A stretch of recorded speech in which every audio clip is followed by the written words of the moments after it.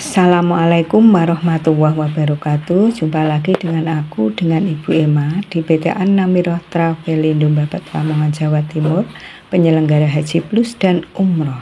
Umroh bersama kami berangkatnya dijamin 100%. Untuk kali ini aku mau membahas tentang amalan-amalan saat safar umroh di Tanah Suci. Oke, sebelum saya lanjutkan, silahkan subscribe terlebih dahulu.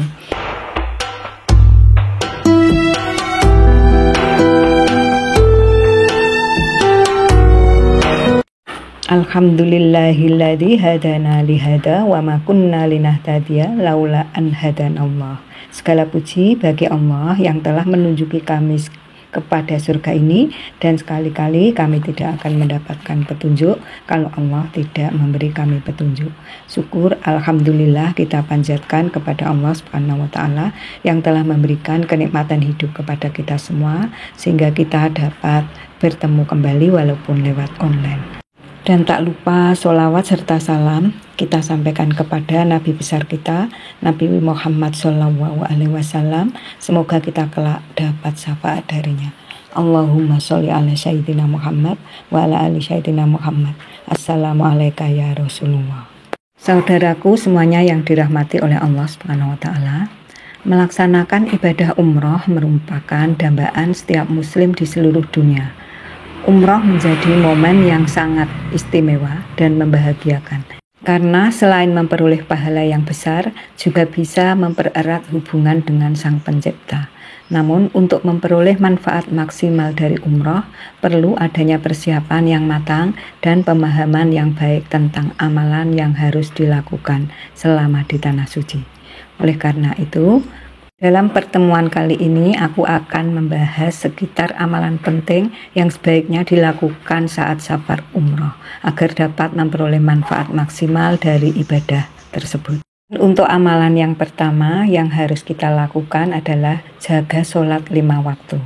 Karena tak sedikit yang saat perjalanan safar umroh meninggalkan sholat 5 waktu, terutama saat di pesawat, bahkan mereka tidak mengkodoknya sekalipun. Dari Jabir bin Abdillah radhiyallahu anhu, Rasulullah shallallahu alaihi wasallam bersabda, pembeda antara seorang muslim dan kesyirikan serta kekafiran adalah meninggalkan sholat. HR Muslim nomor 257. Manfaat dari menjaga sholat 5 waktu dalam sehari amatlah besar, yaitu dapat menggugurkan dosa sebagaimana disebutkan dalam hadis berikut. Dari Abu Hurairah radhiyallahu anhu, ia berkata bahwa Rasulullah shallallahu alaihi wasallam bersabda, tahukah kalian seandainya ada sebuah sungai di dekat pintu salah seorang di antara kalian, lalu ia mandi dari air sungai itu setiap hari 5 kali, apakah akan tersisa kotoran walau sedikit? Para sahabat menjawab, tidak akan tersisa sedikit pun kotorannya. Beliau berkata, maka begitulah perumpamaan sholat 5 waktu. Dengannya Allah menghapuskan dosa. HR Bukhari Muslim. Untuk amalan yang kedua yaitu jaga sholat pada awal waktu. Selama safar umroh, jagalah sholat pada awal waktu. Itulah yang lebih afdol. Dari Ummu Farwah, ia berkata, Rasulullah Shallallahu Alaihi Wasallam pernah ditanya, amalan apakah yang paling afdol? Beliau menjawab, as-sholatu fi awwali waktiha, sholat pada awal waktu. HR Abu Dawud nomor 426. Syekh Al-Albani mengatakan bahwa hadis ini sahih. Ada juga perintah sholat pada waktunya, berarti sholat tersebut dilakukan ketika waktu sholat sudah masuk dan masih di waktunya, tidak sampai keluar waktu. Dari Ibnu Mas'ud radhiyallahu anhu, ia berkata, aku bertanya kepada Rasulullah shallallahu alaihi wasallam, amal apakah yang paling utama? Beliau menjawab, as-sholatu ala waktiha, sholat pada waktunya. Aku berkata, kemudian apa? Beliau menjawab, berbuat baik kepada orang tua. Aku berkata lagi, kemudian apa? Beliau menjawab, jihad di jalan Allah. Bukhari dan Muslim. Hafidhu ala sholawati was sholatil wusta wa qumu lillahi qanitin. Peliharalah semua sholatmu dan peliharalah sholat wusta. Berdirilah untuk Allah dalam sholatmu dengan khusyuk. Surat Al-Baqarah 238. Ayat ini memerintahkan untuk melaksanakan sholat pada waktunya masing-masing, kecuali ada sebab bisa menjamak sholat. Untuk amalan yang ketiga yaitu jaga sholat secara berjamaah di masjid. Mengenai keutamaan sholat berjamaah disebutkan dalam hadis dari Anas radhiyallahu anhu bahwa Rasulullah shallallahu alaihi wasallam pada suatu malam mengakhirkan sholat isya sampai tengah malam. Kemudian beliau menghadap kami setelah sholat lalu bersabda, sholat berjamaah itu lebih baik 27 derajat dibandingkan dengan sholat sendirian. HR Bukhari dan Muslim. Di sini dapat kita pahami bahwa sholat berjamaah di masjid itu lebih utama daripada sholat berjamaah di selain masjid. Masjid yang dimaksud di sini adalah tempat diselenggarakannya sholat secara rutin di dalamnya. Dari Zaid bin Thabit radhiyallahu anhu, Nabi Shallallahu alaihi wasallam bersabda, sholatlah kalian, wahai manusia, di rumah-rumah kalian, karena sebaik-baiknya sholat adalah sholat seseorang di rumahnya, kecuali sholat wajib. Muttafaqun alaih, HR Bukhari nomor 731 dan Muslim nomor 781. Sedangkan sholat terbaik untuk wanita adalah di rumahnya, walau sendirian. Pahalanya pun sudah sama seperti ia berjamaah di masjid. Dari Ibnu Mas'ud radhiyallahu anhu, Nabi Shallallahu alaihi wasallam bersabda, sholat seorang wanita di kamar khusus untuknya lebih afdol daripada sholatnya di ruang tengah. Sholat wanita di kamar kecilnya, tempat simpanan barang berharga pun lebih utama dari sholatnya di kamarnya. HR Abu Daud nomor 570, Al-Hafiz Abu Thohir mengatakan bahwa sanad hadis ini dhaif. Syekh Al-Albani mengatakan bahwa hadis ini sahih. Dari Ummu Salamah radhiyallahu anha, Rasulullah shallallahu alaihi wasallam bersabda, sebaik-baik masjid bagi para wanita adalah di bagian dalam rumah mereka. HR Ahmad. Syekh Su'aib Al-Arnaud mengatakan bahwa hadis ini hasan dengan berbagai penguatnya.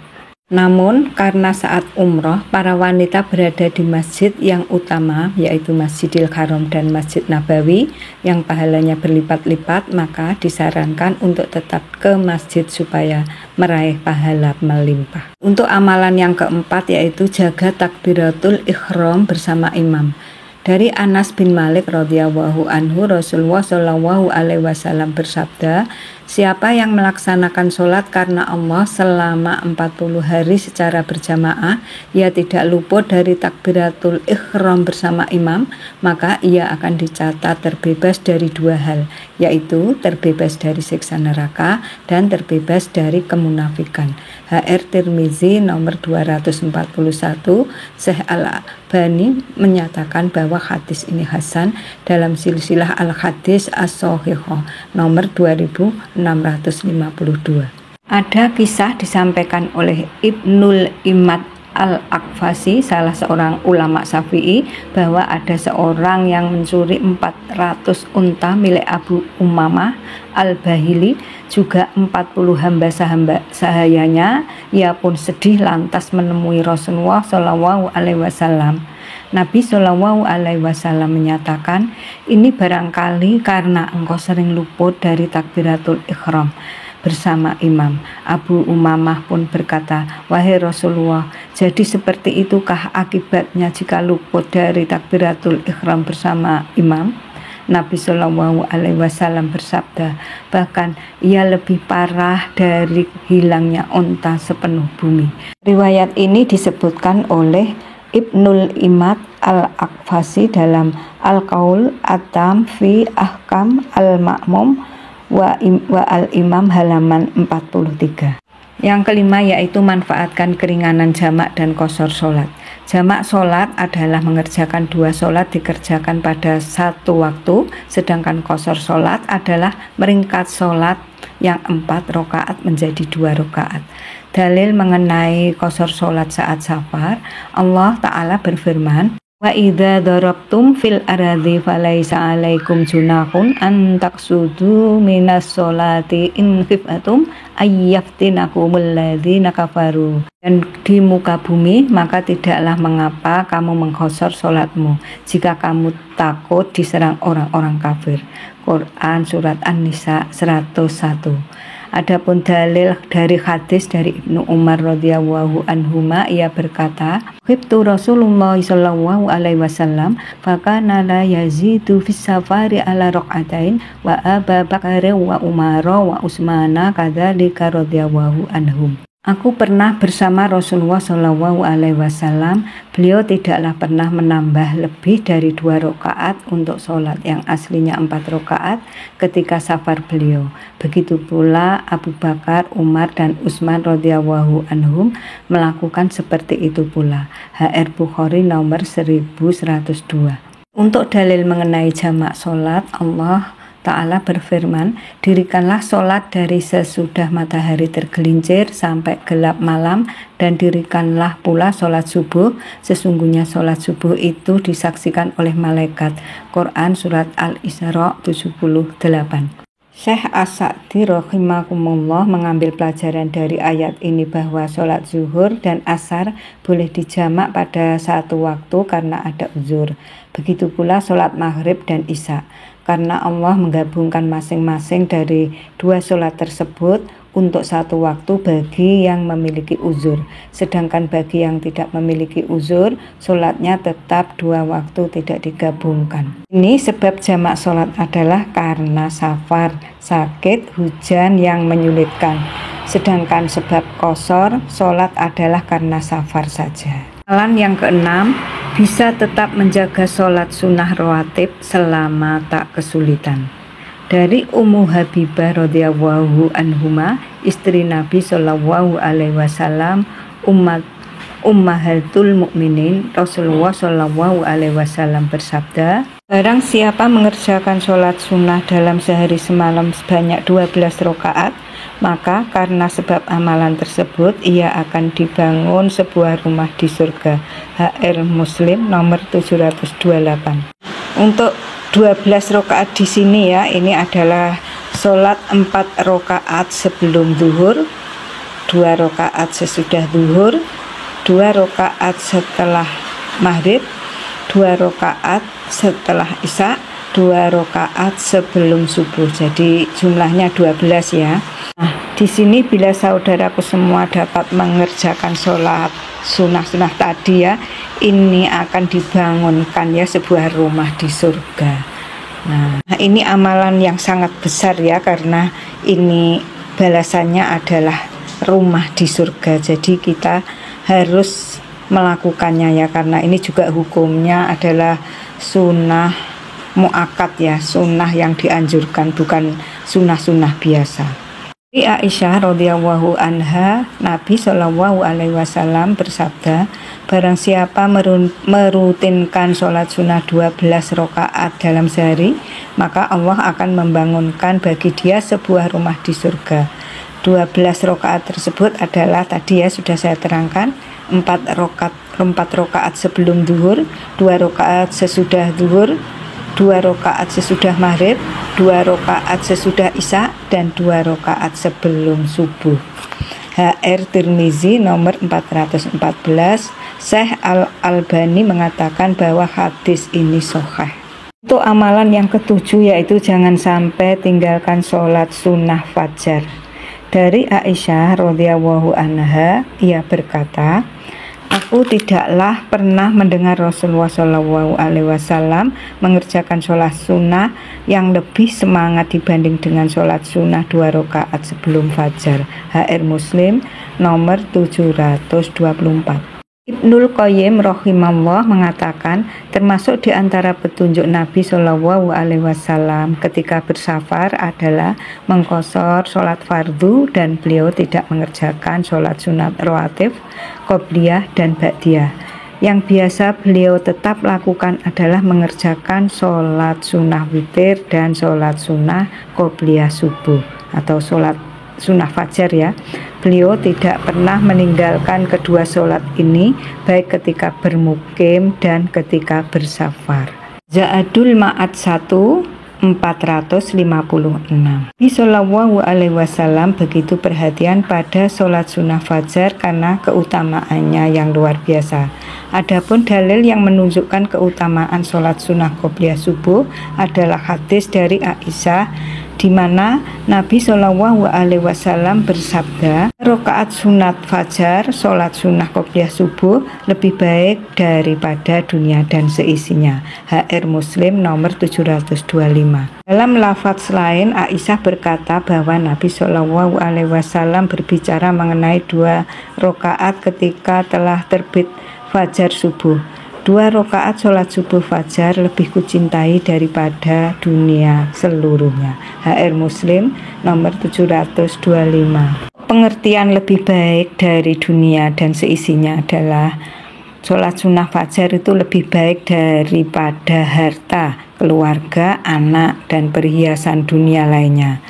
Yang seandainya manusia memiliki semuanya, tetap masih kalah dengan keutamaan sholat sunnah fajar. Karena kebahagiaan akhirat lebih utama ya daripada kebahagiaan dunia. Karena akhirat itu kekal, sedangkan dunia itu akan fana. 8. Dapat pahala qirot lewat sholat jenazah dan mengantarkan jenazah ke kubur. Dari Abu Hurairah radhiyallahu anhu, ia berkata bahwa Rasulullah Shallallahu Alaihi Wasallam bersabda, barang siapa yang menghadiri prosesi jenazah sampai ia menyolatkannya, maka baginya 1 qirot. Lalu barang siapa yang menghadiri prosesi jenazah ia dimakamkan, maka baginya 2 qirot. Ada yang bertanya, apa yang dimaksud 2 qirot? Rasulullah Shallallahu Alaihi Wasallam lantas menjawab, 2 qirot itu semisal 2 gunung yang besar. HR Bukhari nomor 1325 dan Muslim nomor 945. Dalam riwayat Muslim disebutkan, barang siapa sholat jenazah dan tidak ikut mengiringi jenazahnya, maka baginya pahala 1 qirot. Jika ia sampai mengikuti jenazahnya, maka baginya pahala 2 qirot. Ada yang bertanya, apa yang dimaksud 2 qirot? Ukuran paling kecil dari 2 qirot adalah semisal gunung Uhud. Jawab beliau Shallallahu Alaihi Wasallam. HR Muslim nomor 945. Amalan yang ke-9 adalah belajar agama di Masjid Nabawi. Dari Abu Hurairah radhiyallahu anhu, Rasulullah Shallallahu Alaihi Wasallam bersabda, barang siapa masuk masjid kami ini, Masjid Nabawi ya, untuk belajar kebaikan atau mengajarkannya, maka ia seperti orang yang berperang di jalan Allah. HR Ahmad nomor 8428. Ke-10. Menjaga wudhu. Dari Abu Buraidah, Rasulullah Shallallahu Alaihi Wasallam di pagi hari memanggil Bilal lalu berkata, wahai Bilal, kenapa engkau mendahuluiku masuk surga? Aku tidaklah masuk surga sama sekali, melainkan aku mendengar suara sandalmu di hadapanku. Aku memasuki surga di malam hari dan aku dengar suara sandalmu di hadapanku. Bilal menjawab, wahai Rasulullah, aku biasa tidak meninggalkan sholat 2 rakaat sedikit pun. Setiap kali aku berhadas, aku lantas berwudu dan aku membebani diriku dengan sholat 2 rakaat setelah itu. HR Tirmizi dan Ahmad. Yang ke-11 yaitu perbanyak ibadah dan doa di Raudhah.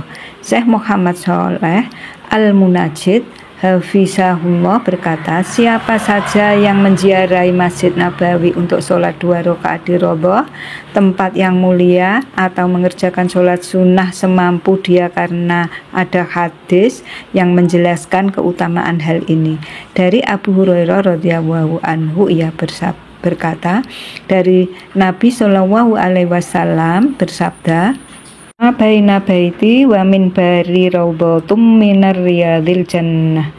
Antara rumahku dan mimbarku adalah di antara taman surga. HR Bukhari nomor 1196 dan Muslim nomor 1391. Ini catatan penting dalam Majmu' Fatawa Syekh Muhammad bin Shaleh Al-Utsaimin rahimahullah disebutkan bahwa seluruh tempat di Masjid Nabawi dalam hal pahala itu sama, karena Nabi SAW telah bersabda, "Sholatu fi masjidi hada afdalu minal alfi sholati fi ma siwahu illal masjidal haram." Sholat di masjidku ini lebih utama dari 1000 sholat di masjid lainnya kecuali Masjidil Haram. HR Muslim nomor 1394. Dan amalan yang ke-12, perbanyak sholat di Masjidil Haram dan Masjid Nabawi. Dari Jabir radhiyallahu anhu, Nabi SAW bersabda, "Sholat di masjidku, Masjid Nabawi, lebih utama daripada 1000 sholat di masjid lainnya selain Masjidil Haram. Sholat di Masjidil Haram lebih utama daripada 100.000 sholat di masjid lainnya." HR Ahmad 343 dan Ibnu Majah nomor 1406. Dari Jabir bin Abdillah, Syekh Al-Albani mengatakan bahwa hadis ini sahih. Amalan yang ke-13, pahala umroh dengan sholat di Masjid Kuba. Usaid bin Zuhair Al-Ansari radhiyallahu anhu, ia berkata bahwa Nabi SAW bersabda, "Sholatu fi masjidi Kuba in ka umrotin." Sholat di Masjid Kuba pahalanya seperti umroh. Dari Sahal bin Hunayf radhiyallahu anhu, ia berkata, Rasulullah SAW bersabda, "Man tatahhara fi baitihi thumma ata masjida Quba'in fa shalla fihi sholatan kana lahu ka'ajrin umroh." Siapa yang bersuci di rumahnya lalu ia mendatangi Masjid Kuba, lantas ia melaksanakan sholat di dalamnya, maka pahalanya seperti pahala umroh. HR Ibnu Majah. Yang ke-14, tiap kali mendengar azan, jawablah dengan doa setelah itu. Dari Abdullah bin Amr bin As radhiyallahu anhuma, ia berkata bahwa ia mendengar Rasulullah SAW bersabda, "Jika kalian mendengar muazin, maka ucapkanlah seperti apa yang diucapkan oleh muazin. Kemudian bersolawatlah untukku. Karena siapa yang bersolawat kepadaku sekali, maka Allah akan bersolawat kepadanya, memberi ampunan kepadanya sebanyak 10 kali. Kemudian mintalah wasilah kepada Allah untukku, karena wasilah itu adalah tempat di surga yang hanya diperuntukkan bagi hamba Allah. Aku berharap akulah yang mendapatkannya. Siapa yang meminta untukku wasilah seperti itu, dialah yang berhak mendapatkan syafaatku." HR Muslim nomor 384. Bahkan ya, ketika mendengarkan azan, sholat 5 waktu, sebagaimana disampaikan oleh Imam Ibnu Qayyim rahimahullah, yang pertama yaitu mengucapkan seperti apa yang diucapkan oleh muazin. Yang kedua, bersolawat kepada Nabi SAW, Allahumma sholli ala Muhammad, atau membaca sholawat Ibrahimiyah seperti yang dibaca saat tasyahud ya. Yang ketiga, minta kepada Allah untuk Rasulullah SAW wasilah dan keutamaan sebagaimana yang disebutkan dalam hadis Jabir bin Abdillah, Allahumma robba hadi da'wati tamimah wa sholatil qa'imah ati Muhammadanil wasilata wal fadilah wab'athu maqaman mahmudah alladzi wa'addah. Yang keempat, membaca asyhadu an la ilaha illallah wahdahu la syarikalah wa ana Muhammadan abdu wa rasuluh. Raditu billahi robba wa bi Muhammadir rasulah wa bil islami dina.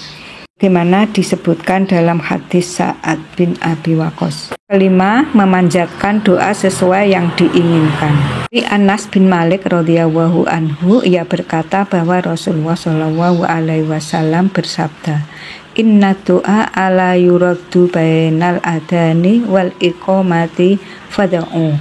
Sesungguhnya doa yang tidak tertolak adalah doa antara azan dan iqamah, maka berdoalah kala itu. Ahmad 3/155, Syekh Su'aib Al-Arnaud mengatakan bahwa sanad hadis ini sahih. Yang ke-15, manfaatkanlah tempat yang mulia di tanah suci untuk berdoa. Misal di Masjidil Haram, di Hijr Ismail, di Multazam, di Bukit Sofa dan Marwah saat sa'i ya, dan di Rodhoh di Masjid Nabawi. Ingat, doa itu besar pengaruhnya ya.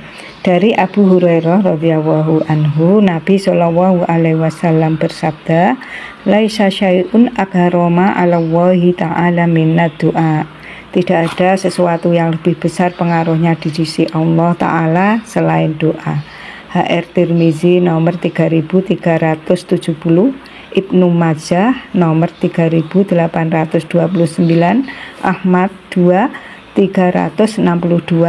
Syekh Al-Albani mengatakan bahwa hadis ini hasan.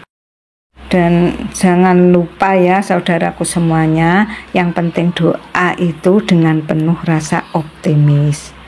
Dari Abu Hurairah radhiyallahu anhu, Nabi Shallallahu alaihi wasallam bersabda, "Berdoalah kepada Allah dalam keadaan yakin akan dikabulkan, dan ketahuilah bahwa Allah tidak mengabulkan doa dari hati yang lalai." HR Tirmizi nomor 3479. Syekh Al-Albani mengatakan bahwa hadis ini hasan. Dan yakinlah ya saudaraku semuanya yang dirahmati oleh Allah Subhanahu wa taala, bahwa doa akan memudahkan urusan kita.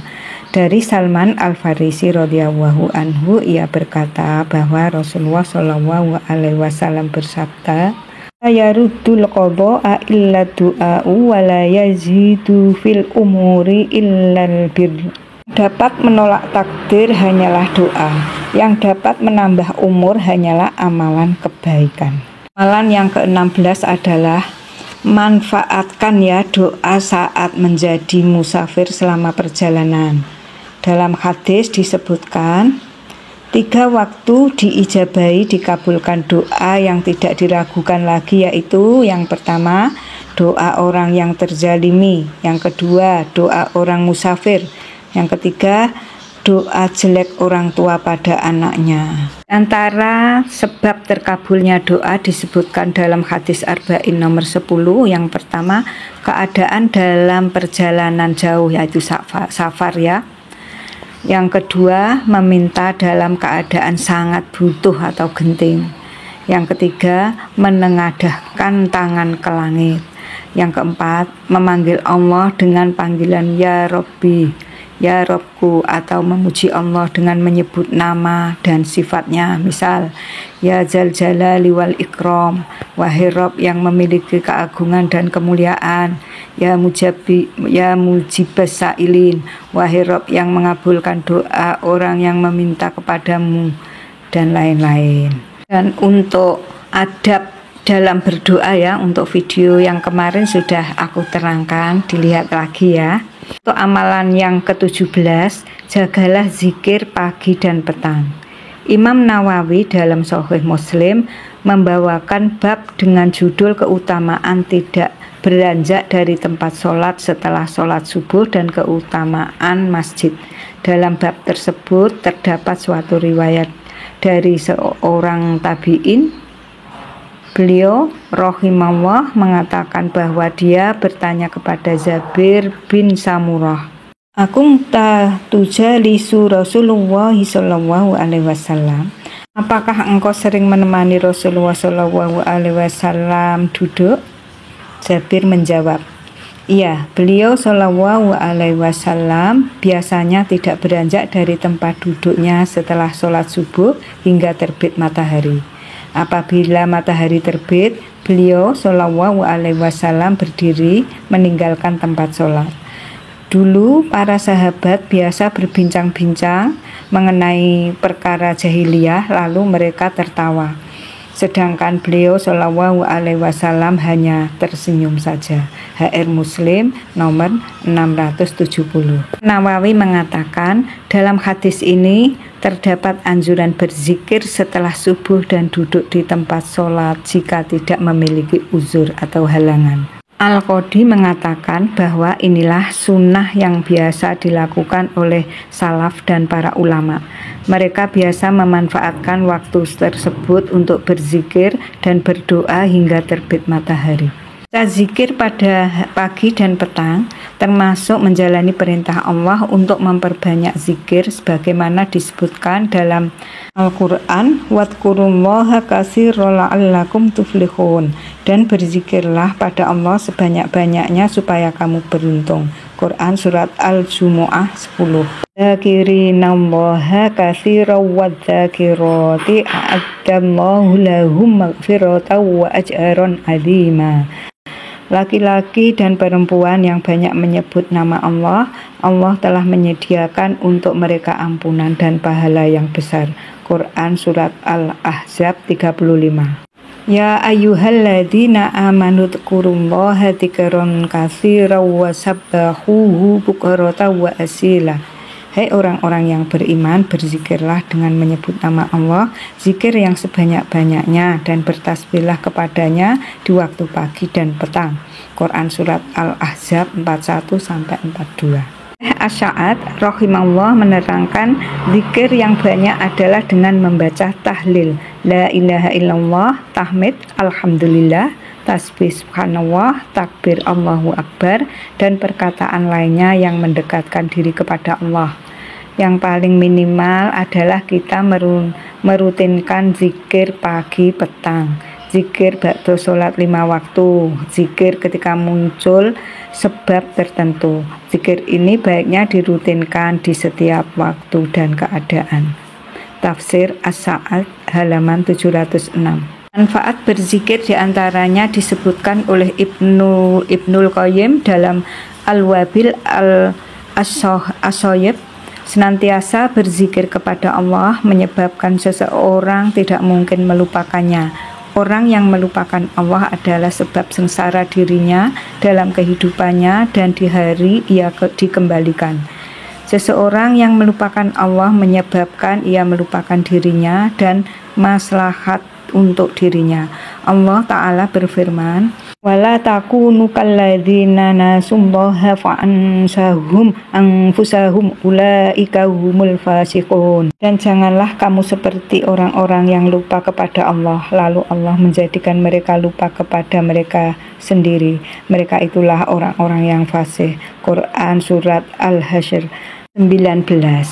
Saudaraku semuanya yang dirahmati oleh Allah Subhanahu wa taala, dan untuk waktu zikir pagi ya, dari terbit fajar subuh hingga menjelang zuhur.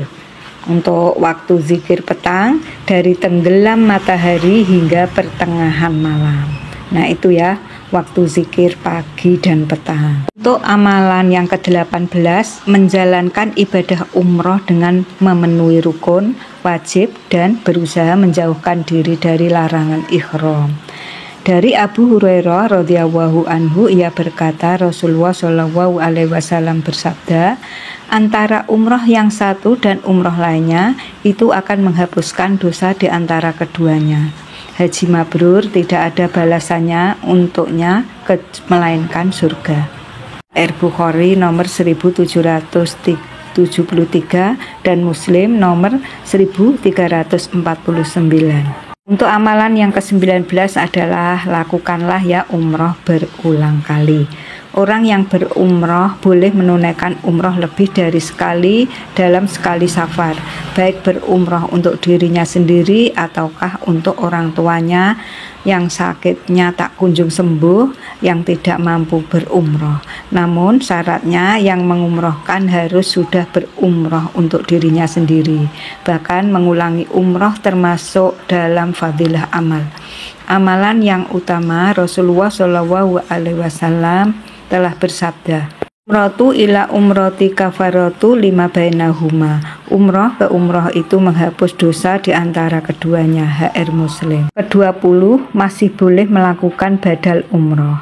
Ulama Syafi'iyah berpendapat bahwa boleh ada badal atau menggantikan menunaikan umroh dari yang lain jika yang digantikan adalah mayat atau orang yang masih hidup, tetapi tidak lagi memiliki kemampuan untuk menunaikannya sendiri. Untuk syarat badal umroh ya, yang pertama, yang membadalkan sudah pernah berumroh Dan yang kedua, membadalkan hanya untuk satu orang saja ya saudara semuanya. Badal haji dari Ibnu Abbas radhiyallahu anhuma bahwa Nabi Shallallahu alaihi wasallam pernah mendengar seseorang mengucapkan, baik Sukrumah, aku memenuhi panggilanmu ya Allah atas nama Sukrumah. Shallallahu alaihi wasallam lantas berkata, memangnya siapa Sukrumah?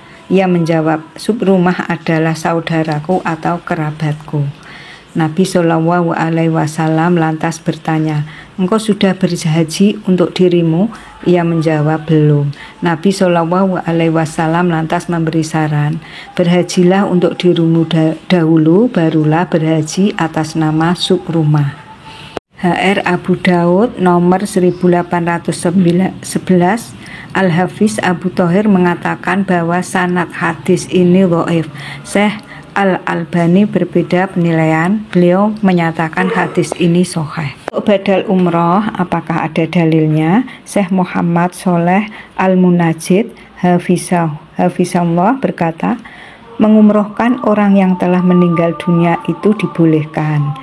Begitu pula untuk orang yang tidak mampu untuk menunaikan umroh untuk dirinya sendiri karena sudah sepuh atau menderita penyakit yang sulit diharapkan sembuhnya, yang membadalkan umroh termasuk orang yang berbuat baik dan akan mendapatkan ganjaran.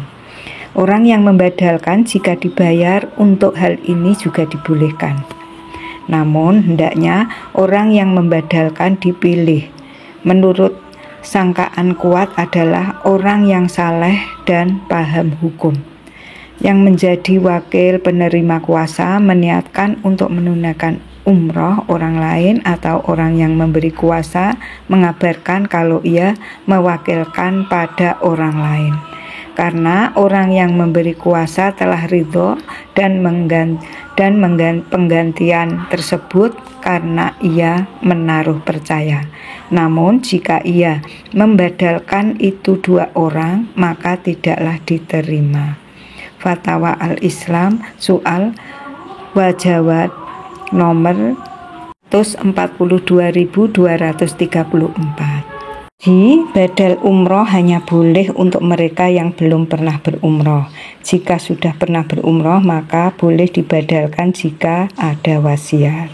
Yang ke-21, perbanyak tawaf. Dari Zubair bin Mut'im radhiyallahu anhu berkata, Rasulullah shallallahu alaihi wasallam bersabda, wahai Bani Abdul Manaf, janganlah engkau melarang seseorang melakukan tawaf di Baitullah ini dan melakukan sholat pada waktu kapan saja, baik malam maupun siang. Hadis ini menunjukkan bahwa boleh melakukan tawaf pada waktu kapanpun. Begitu pula sholat sunnah ba'da tawaf boleh dilakukan pada waktu apapun, meskipun pada waktu terlarang untuk sholat, dikarenakan sholat sunnah ba'da tawaf adalah sholat sunnah yang punya sebab. 22. Sholat ba'da tawaf di belakang makom Ibrahim. Surah yang dibaca dalam sholat 2 rakaat. Rakaat pertama yaitu surah Al-Kafirun, rakaat kedua surat Al-Ikhlas. Dalam hadis Jabir bin Abdullah radhiyallahu anhu yang amat panjang disebutkan, lantas Nabi Shallallahu alaihi wasallam menjadikan makom Ibrahim antara dirinya dan Ka'bah, lalu beliau laksanakan sholat 2 rakaat. Dalam 2 rakaat tersebut beliau membaca Qul huwallahu ahad dan Qul ya ayyuhal kafirun. Dalam riwayat yang lain dikatakan beliau membaca Qul ya ayyuhal kafirun atau surat Kafirun dan Qul huwallahu ahad atau surat Al-Ikhlas. Disebutkan oleh Syekh Al-Albani dalam Hajatun Nabi Shallallahu alaihi wasallam halaman 56. Amalan yang ke-23, perbanyak doa, baca Al-Quran atau zikir ketika tawaf dan berdoa sabu jagat antar rukun Yamani dan Hajar Aswad. Wallahu a'lam bishawab. Sebenarnya banyak ya, masih banyak amalan-amalan dalam umroh ya. Namun sampai di sini saja, besok lain kali aku lanjutkan lagi. Allahumma inni as'aluka ilman nafi'ah wa rizqan thayyiban wa amalan mutaqabbalan. Astagfirullahaladzim, astagfirullahaladzim, astagfirullahaladzim. Subhanakallahumma wa bihamdika asyhadu an la ilaha illa anta astaghfiruka wa atubu ilaik. Assalamualaikum warahmatullahi wabarakatuh.